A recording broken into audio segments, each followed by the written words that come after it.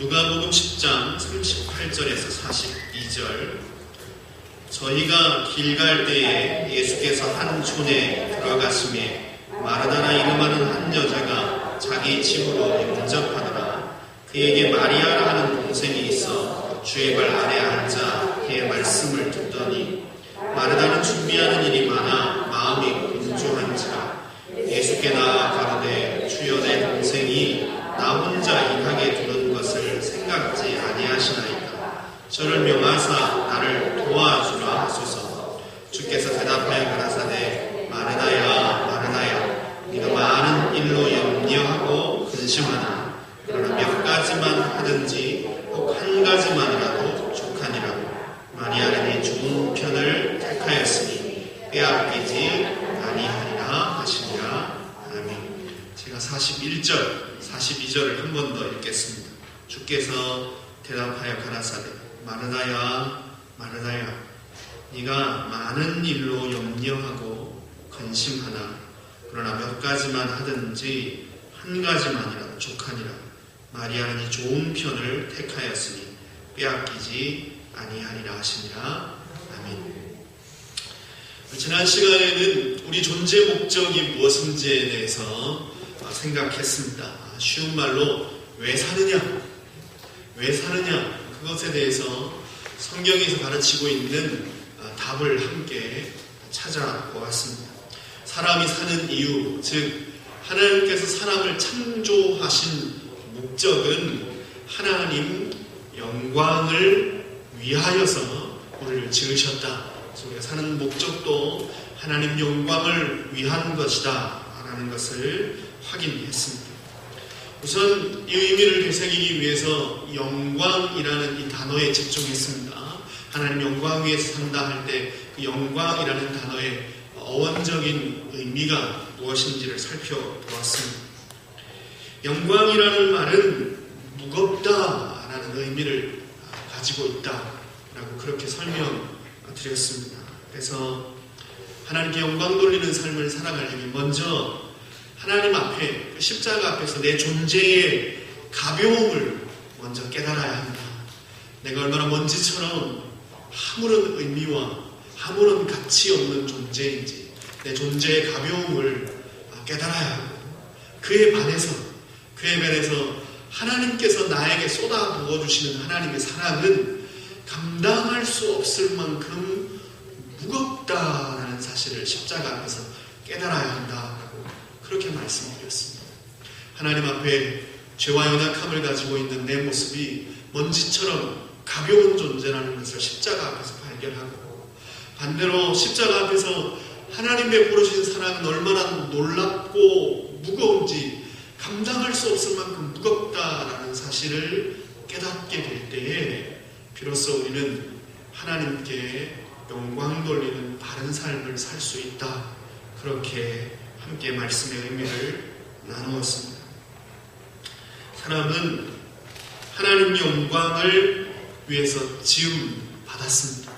그렇다고 해서 이 말이 우리를 위해서 있는 것은 아무것도 없고 우리 유익은 사람 편에 있어서 유익은 아무것도 없고 오직 하나님만을 위해서 사람이 존재한다 이런 뜻으로 해석하면 안 됩니다.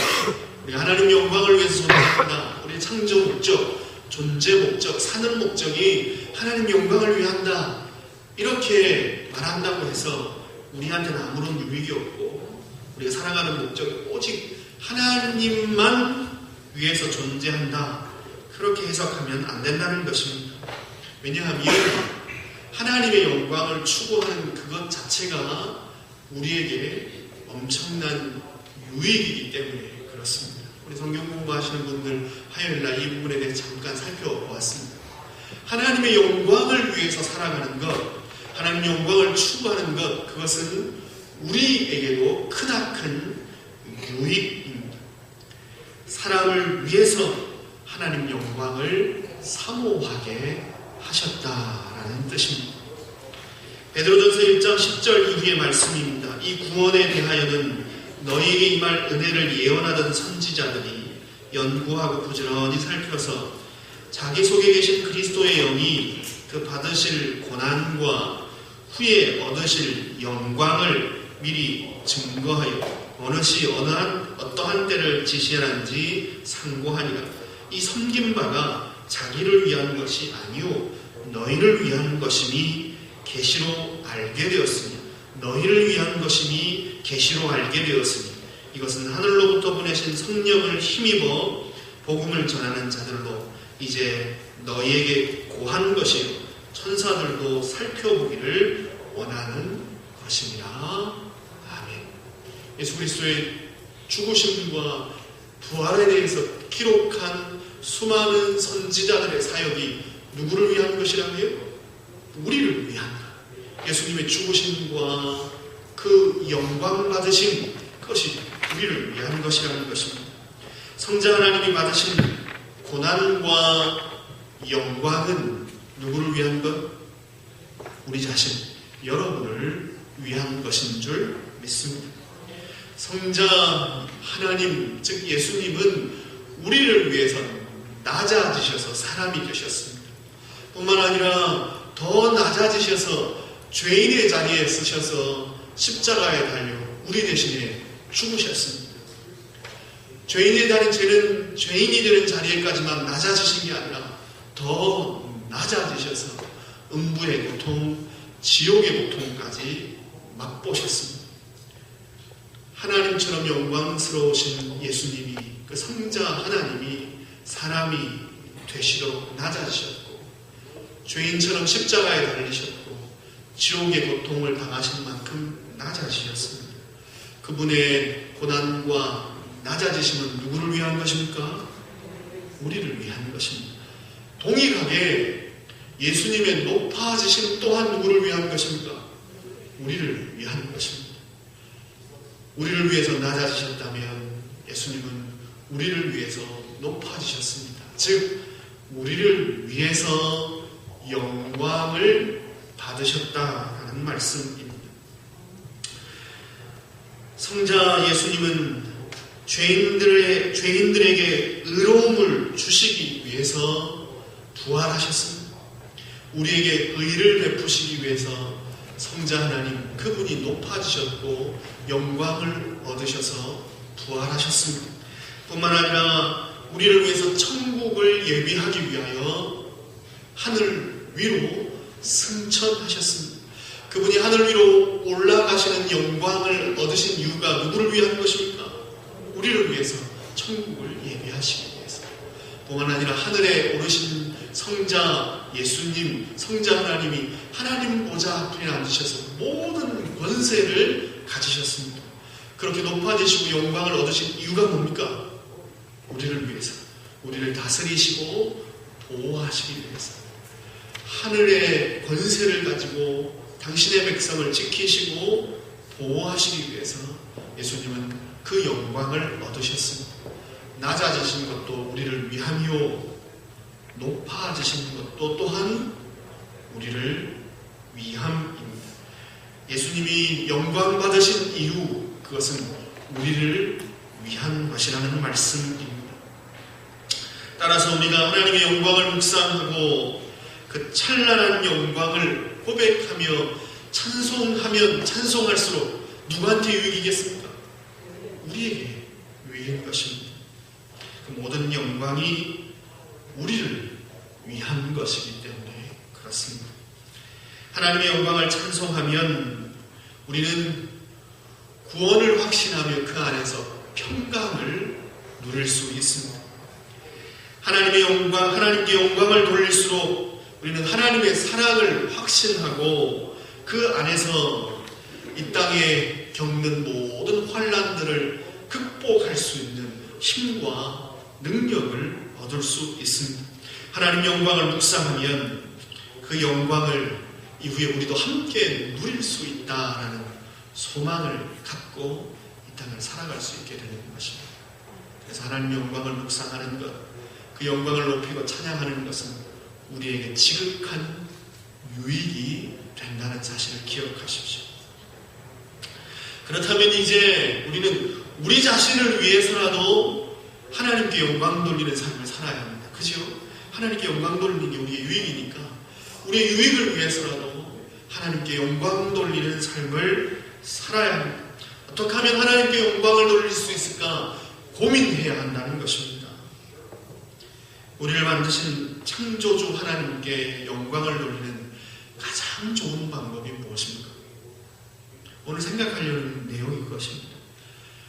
우리를 창조하신 창조주 하나님께 피조물인 우리가, 구원받은 하나님 자녀인 우리가 하나님께 영광 돌리는 가장 좋은 방법이 뭘까요? 지난주에는 하나님께 영광을 돌리는 사람이 되는 방법을 생각한 겁니다. 어떻게 하면 하나님께 영광 돌리는 자격을 얻을 수 있냐? 아무나 하나님께 영광 돌릴 수 있는 게 아닙니다. 구원받지 않으면, 거듭나지 않으면 절대로 하나님께 영광 돌리는 삶을 살 수 없습니다. 그래서 하나님께 영광 돌릴 수 있는 사람이 되는 방법, 그 자격에 대해서 생각했습니다. 그리고 그 답은 십자가를 통과해야 한다는 것입니다. 십자가 아래에서 구원의 은혜, 거듭남의 은혜를 경험한 사람만, 십자가를 통과한 사람만 하나님께 영광 돌리는 삶을 살 수 있습니다. 그리고 오늘 생각하려는 것은 어떻게 하면 하나님께 영광 돌릴 수 있는지 그 근본적인 방법을 생각하자는 것입니다. 하나님께 영광 돌릴 수 있는 근본적인 방법.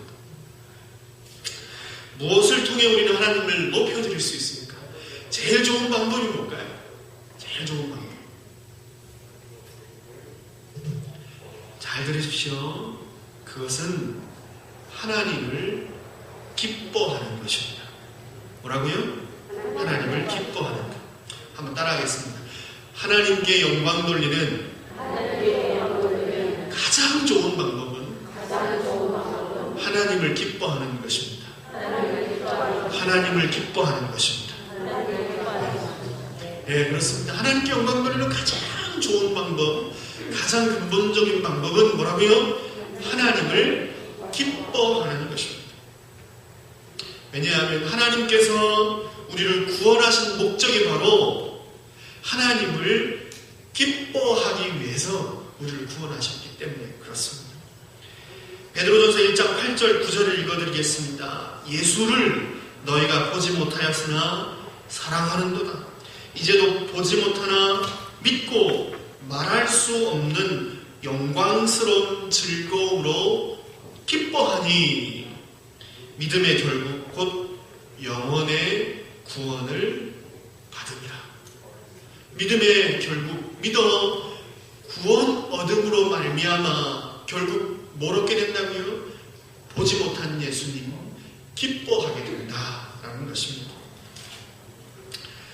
하나님을 기뻐하는 것, 예수님을 기뻐하는 것이 우리를 구원하신 구원의 목적이요, 삶의 목적이요, 하나님께 영광 돌리는 가장 근본적인 방법입니다. 제가 한국에 있을 때에 민물고기를 몇 년 키운 그런 경험이 있습니다. 여러 다양한 민물고기들을 많이 키웠습니다. 민물고기들은 좁은 어항에 키울 수가 없습니다. 그래서 어항도 아주 커야 됩니다. 어항도 비싸겠죠. 그리고 시설도 아주 잘 갖춰줘야 됩니다. 공기도 아주 세게 짱짱하게 나와야지 민물고기를 키울 수가 있습니다. 관리도 아주 잘해야 됩니다. 물이 더러워지면 금방 이렇게 병들고 죽기 때문에 물도 아주 관리를 이렇게 잘 해 주어야 합니다. 손도 많이 가고 물 관리하는 것이 보통 신경 쓰이는 일이 아닙니다. 좋은 시설을 갖추고 그리고 좋은 환경을 유지하기 위해서 여러 가지 관심을 쏟고 애를 씁니다. 그리고 제가 물고기 바라는 것이 하나 있을 겁니다. 그게 뭘까요? 돈 많이 들여서 어항을 잘 갖추고 시설도 잘 갖춰놓고 그리고 애를 쓰고 신경을 쓰고 막 물 관리하면서 제가 물고기들한테 바라는 거 하나, 잘 살아라. 잘 살아라. 아프지 말고 행복하게 잘 살아라.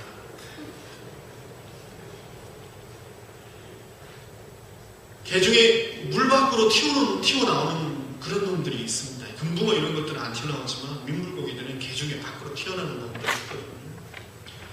그리고 물 관리를 잘 하지만 감염이 돼서 힘 빠져서 표면적으로 이렇게 떠오르는 놈들이 또 있습니다. 그러다가 그렇게 죽게 되면 얼마나 마음이 아프고 안타까운지 모릅니다. 정성스럽게 어항을 만들고 그 속에 넣어주고 행복하게 잘 살기를 바랬는데, 그런데 죽어버리니까 마음이 너무 안타깝습니다. 하나님께서 세상을 지으시고 그리고 사람이 살아갈 수 있는 모든 좋은 환경들을 마련하셨습니다. 하나님이 사람을 만드시고 사람이 살아갈 수 있는 모든 환경들을 아름답게 잘 꾸며놓으시고, 그러고 나서 사람들에게 바라시는 게 뭐가 있을까요? 뭘 바라실까요? 잘 살아라. 잘 살아라. 물고기가 물 밖으로 튀어나가듯 하나님 떠나서 그렇게 영적으로 죽지 말고, 감염된 물고기처럼 죄에 물들어서 고통스럽게 그렇게 죽어가지 말고 생명의 하나님 안에 머물며 행복하게 잘 살아라. 그게 하나님께서 우리에게 바라시는 것인 줄 믿습니다. 하나님이 온 우주 만물을 만드셨습니다. 하나님이 온 우주 만물의 주인이십니다. 다 하나님 겁니다. 다 하나님 만드셨습니다. 하나님 앞에 부족한 게 있을까요? 없을까요? 하나님이 우리한테 뭘 하나 받아야지, 우리가 뭘 하나 대단한 걸 준비해가지고 하나님께 드려야지 하나님이 와 나 이거 없는 건데 야 너무 좋다 고맙다 그렇게 기뻐하실까요? 아니요. 하나님 전혀 부족한 게 없으신 분이십니다. 우리 하나님께 뭔가를 드려서 하나님을 기쁘시게 할 수 있다라고 착각하지 마십시오. 우리 하나님께 드려서 하나님을 기쁘시게 할 수 있는 건 아무것도 없습니다. 물질이든 정성이든 어떤 헌신이든 어떤 거룩함이든. 우리는 무엇을 드림으로 하나님을 기쁘시게 할 수 없는 존재입니다. 하나님은 아무것도 부족한 것이 없는 분이기 때문에 그렇습니다. 물질도 의도 생명도 거룩도 다 하나님 것입니다. 하나님 앞에는 부족이 없습니다. 그래서 우리가 하나님께 뭘 드려서 하나님을 기쁘시게 할 수 있다라고 착각하시면 안 됩니다. 한국에 조정민 목사님이라는 분이 있습니다. 이와 관련돼서 아주 귀에 쏙 들어오는 비유를 하나 드셔서 저도 좀 참고해서 좀 이 내용을 설명드리려고 합니다. 다들 개들 좋아하시죠? 개. 키우는 게 못 먹는 개만입니다. 개 키우는 것도 좋아하시는 분들이 많이 계신 줄 압니다. 물고기도 그렇지만 개를 키우는 것도 보통 정성과 돈이 드는 일이 아닙니다. 그죠? 먹이고 씻기고 대소변도 누여줘야 되고 산책도 시키고 그뿐만 아닙니다. 그죠? 다치면 그게 보통 돈이 많이 드는 게 아닙니다. 나 병원 갈 돈은 없는데 개 때문에 수천불 쓰는 게 예사 일입니다. 개 키우는 일도 신경도 많이 쓰이고 돈도 많이 듭니다. 그런데 그 많은 것을 투자하고 개를 키우고 수고하는 이유가 뭡니까? 왜 개를 키우죠? 왜 우리가 그렇게 개를 좋아합니까? 돈 쓰고 시간 쓰고 신경 쓰고 뭐 이렇게 하면서 왜 개를 키웁니까? 개가 돈을 벌어다 주는 게 아닙니다. 특수한 개가 한 마리 그런 개가 있을 수는 있겠지만 개가 뭐 나중에 좀 잘 키워놓으면 감동받고 청소를 해준다거나 뭐 주인이 나갔다 오면 설거지를 해놓는다거나 뭐 이런 일이 있습니까? 없습니까? 없어요. 없습니다. 그런데 왜 개를 좋아합니까?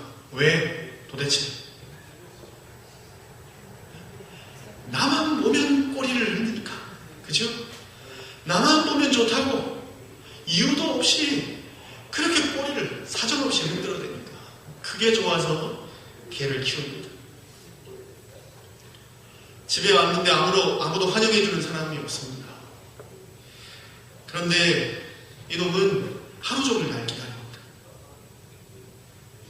반갑다고 기다렸다고 사모한다고, 보고 싶었다고, 좋아서 껑충껑충 뛰고 몸을 흔들고 빙빙 돌고 난리를 칩니다. 낳아서 키워준 놈들은 아버지가 오나 안 오나 신경도 안 써. 한 입을 덮고 수십 년 살았던 사람도 별로 감동도 안 받고 돌아오나 나가나 신경을 안 쓰더라도, 우리 집이 그렇다는 얘기가 아니고 그렇더라도 걔는 안 그렇습니다. 그죠? 새벽에 들어와도 좋다고 달려들고, 아침 일찍 들어가도 좋다고 달려들고, 한밤중에 들어와도 꼬리를 들고 난리를 칩니다. 이놈은 이유도 없이 나를 좋아하고 기뻐하고 사랑합니다. 주인이 도둑질이 직업이라도 그게 주인은 그 주인 어떻게 사는지 상관하지 않고 그 주인을 그냥 기뻐하고 좋아합니다. 그래서 개를 키웁니다. 뭔가 덕을 보려고 개를 키우는 것이 아니고 나를 좋아하고 기뻐하니까 그래서 개를 키웁니다. 그 이유 하나면 충분합니다. 하나님께서 우리에게 바라시는 것이 이것인 줄 믿습니다. 우리를 통해서 뭔가 덕보시려고 우리를 만드신 것이 아닙니다. 아들의 생명까지 내어주시면서 바라시는 것이 뭐 다른 걸 기대하시는 것이 아닙니다. 내가 이만큼 투자했으니까 이만큼 거둬들여야지, 그렇게 따로 속에서 다른 속셈을 하고 계시는 것이 아니라는 것입니다. 내가 내 아들 내어줘서 구원했으니, 그래서 예수 믿게 만들고 권사, 장로, 목사 되게 만들었으니 너 날 위해 평생 살고 물질도 많이 바치고 이렇게 날 위해 이것저것 해라, 이런 거 바라시는 분이 아니라는 것입니다. 우리 하나님은 우리가 하나님을 기뻐하면 그것으로 좋게 하십니다. 우리가 하나님 좋아하면 그것으로 만족하십니다. 우리가 하나님 사랑하고 사모하면 그것으로 만족해 하시는 분이 우리 하나님이신 줄 믿습니다. 시편 73편에서 아삽이 어떻게 하나님께 영광을 돌리는지 한번 제가 읽어드리겠습니다. 그가 어떻게 하나님께 영광 돌립니까? 하나님의 이름을 어떻게 높이며 찬송하고 있는지 한번 들어보십시오. 아삽이 하나님께 영광 돌리고 하나님의 이름을 높이는 방법은 하나님을 기뻐하는 것입니다. 하나님을 사모하는 것입니다. 하나님께 가까이 있는 것을 즐기고 그것을 가장 큰 복으로 여기는 것. 그게 하나님께 영광 돌리는 아삽의 방법이었습니다. 시편 73편 25절 이후의 말씀입니다. 하늘에서는 주 외에 누가 내게 있으리요, 땅에서는 주밖에 나의 사모할 자 없나이다. 하나님만 좋습니다. 내 육체와 마음은 쇠잔하나 하나님은 내 마음의 반석이시오 영원한 분기시시라. 대저 주를 멀리하는 자는 망하리니 음녀같이 주를 떠난 자는 주께서 다 멸하셨나이다. 하나님께 가까이 함이 내게 복이라. 하나님께 가까이 함이 내게 복이라. 내가 주 여호와를 나의 피난처로 삼아 주의 모든 행사를 전파하리이다. 나한테 복은 하나님과 함께 있는 겁니다. 하나님과 가까이 하는 게 내게 복입니다. 하나님 사모하고 하나님 기뻐합니다. 그래서 나는 하나님하고 같이 있는 게 너무 좋습니다. 이게 시편 73편에서 아삽이 하나님께 영광을 돌리고 찬송하는 방법이요, 내용입니다. 사랑하는 성도 여러분, 하나님을 기뻐하는 것이 하나님께 영광 돌리는 가장 근본적인 방법임을 잊지 마십시오. 그렇다면 하나님께서 하나님을 기뻐하는 것 외에 우리에게 다른 것을 바라시지 않는다면, 그렇다면 다른 것으로 하나님을 기쁘시게 하려고 노력하면 됩니까? 안 됩니까? 됩니까? 안 됩니까? 안 되는 겁니다. 명심하십시오. 하나님을 기뻐하는 것 외에 하나님께서 다른 것을 우리에게 바라시지 않는다면, 야, 나 이거 나한테 다오, 이렇게 원하시지 않는다면 우리도 하나님 앞에 뭘 자꾸 드리려고 애를 써서는 안 된다는 것입니다. 어떻게 하면 하나님을 기쁘시게 할 수 있을까? 많은 일들로 염려하고 근심하면 안 되는 것입니다. 오늘 본문에 마르다가 그렇게 많은 일로 근심하고 염려했다지 않습니까? 어떻게 하면 많은 일들로 하나님께 드려서 하나님을 기쁘시게 할까? 염려하며 근심하면 안 되는 것입니다. 하나님 기뻐하는 것 외에 다른 많은 것들로 하나님을 기쁘시게 노력하는 사람은 마르다 같은 열매를 맺을 수밖에 없습니다. 마르다가 어떤 열매를 맺게 되었죠?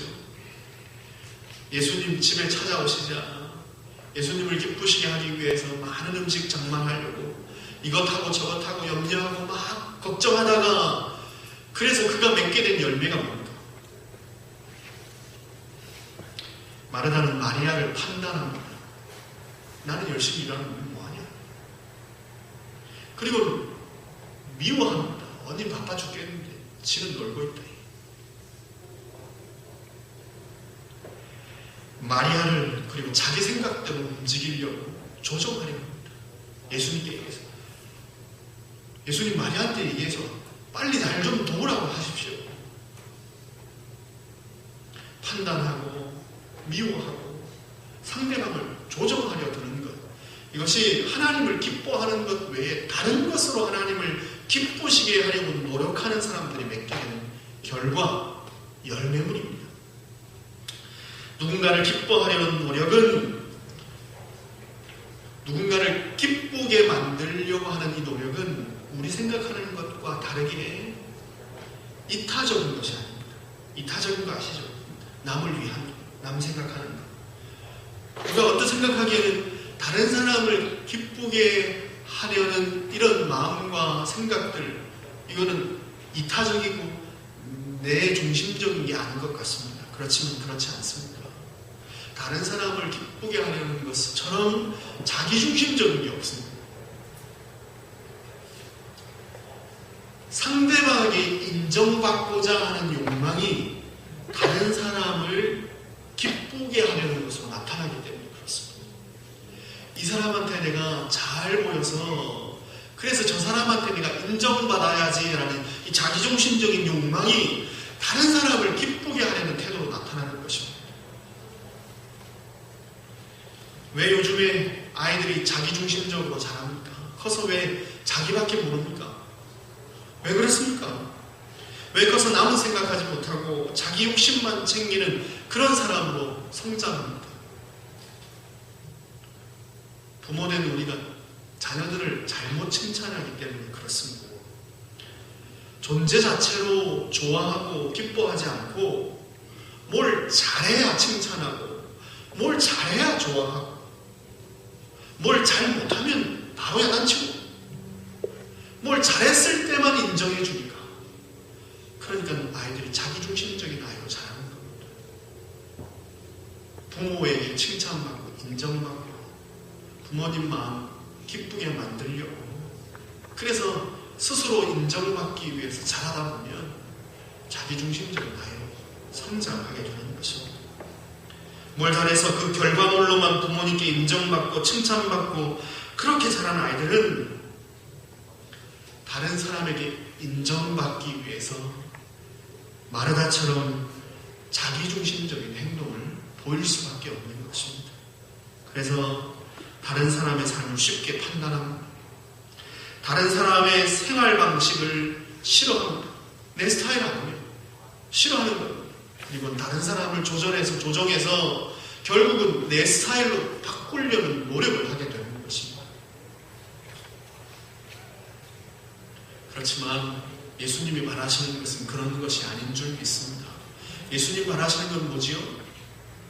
예수님 말하시는 건 마리아처럼 예수님 곁에 머무는 것입니다. 그것이 예수님이 좋아하시는 것입니다. 그렇다고 목사 신방 가는데 맛있는 거 안 만들어주지 마시고 그런 뜻이 아닙니까? 우리 예수님이 진짜 기뻐하시는 것, 하나님 기뻐하시는 게 무엇인지를 잊지 말자는 것입니다. 그것에 초점 맞춰 우리의 인생을 살아야 한다는 것입니다. 그건 뭡니까? 마리아처럼 그냥 예수님이 좋아서 예수님 곁에 머무는 것, 그것을 예수님이 좋아하십니다. 예수님이 좋아서 예수님의 음성을 듣고 예수님의 모습을 보는 것이 좋아서 예수님을 사모하며 예수님을 즐거워하는 것, 예수님을 기뻐하는 것, 그것이 우리 예수님, 우리 하나님이 우리에게 기대하고 바라시는 유일한 내용인 줄 믿습니다. 그분을 기뻐하는 것이 그분을 기쁘시게 할 수 있는 최고의 방법입니다. 그분을 기뻐하는 것이 그분을 기쁘시게 할 수 있습니다. 한 번 더 따라합시다. 그분을 기뻐하는 것이 그분을 기쁘시게 할 수 있습니다. 하나님을 기뻐하는 것이 하나님을 기쁘시게 할 수 있습니다. 어릴 적에 아이들 자랄 때 기억나시죠? 언제 미소가 나오고 마음이 즐겁습니까? 언제 1달러짜리 머리 꾸겨꾸겨 해가지고 사탕 하나 사가지고 엄마 드세요 하고 지 안 먹고 양보해야지 기뻐요? 보살의 손으로 청소하고 설거지 해놔야지 기쁜 거예요? 뭐 때문에 기쁘죠? 엄마, 아빠 껌딱지처럼 엄마 없으면 죽을 것처럼 엄마하고 달려들고, 아빠 퇴근하고 돌아오면 아빠 가져와서 아빠하고 달려들고, 아빠 너무 기다렸어요. 보고 싶었어요. 그러면 기쁘지 않습니까? 하나님 우리에게 바라시는 것이 그런 줄 믿습니다. 다른 것 바라시는 것이 아닙니다. 하나님 기뻐하면 그것으로 기뻐하십니다. 우리가 무엇을 해서 하나님의 마음에 들 수 있습니까? 무슨 노력을 하면 하나님을 기쁘시게 할 수 있습니까? 불가능합니다. 사람이 노력으로 하나님을 기쁘시게 하려는 것이 곧 뭡니까? 그것이 율법입니다. 이걸 행하고 저건 하지 않아서 하나님을 기쁘시게 하고 하나님 마음에 들려고 노력하는 것, 그것이 율법입니다. 율법으로 하나님 기쁘시게 할 수 있습니까? 없습니다. 율법은 결국 마르다처럼 사람을 올가매고 조정하려 들고 정죄할 뿐입니다. 율법은 사람을 죽이는 것입니다.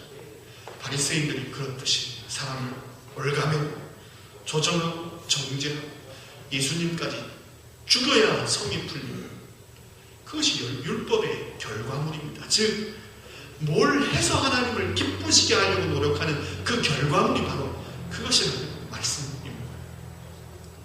하나님은 예수님 안에서 우리를 존재 자체로 인정하시는 줄 믿습니다.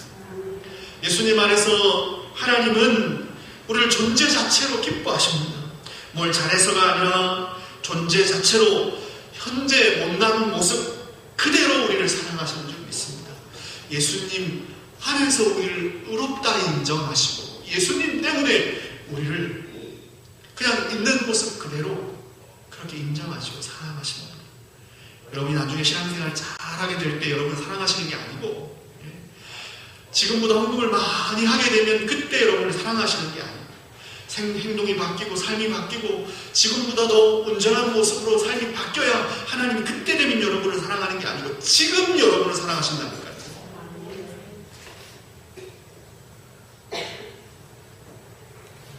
하나님을 기쁘시게 하려고 노력할 필요가 없습니다.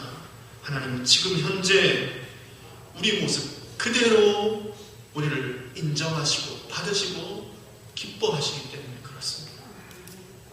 그가 너로 인하여 기쁨을 이기지 못하십니다. 그러니 우리가 할 일은 그저 우리를 기뻐하시는 하나님을 기뻐하는 것입니다. 잘 보이려고 노력할 필요가 없습니다. 예수님 안에서 우리를 최고로 여기시기 때문에 잘 보일 필요가 없습니다. 이미 예수님 안에서 하나님 우리를 잘 봤습니다. 예수님 앞에서 꼬리만 흔들면 됩니다. 예수님 좋아요. 예수님이 내 삶에 오셔서 너무 기뻐요. 나와 함께 해주셔서 좋아요. 이렇게만 반응하면 되는 것입니다. 그저 하나님 좋아요. 휘파람만 불고 살아도 하나님 우리를 기뻐하시는 줄 믿습니다. 하나님께 영광 돌리는 가장 근본적인 방법은 마리아처럼 하나님을 즐거워하는 것입니다. 예수님을 기뻐하는 것, 그것이 예수님을 높이는 가장 탁월한 방법인 줄 믿습니다. 기도하겠습니다.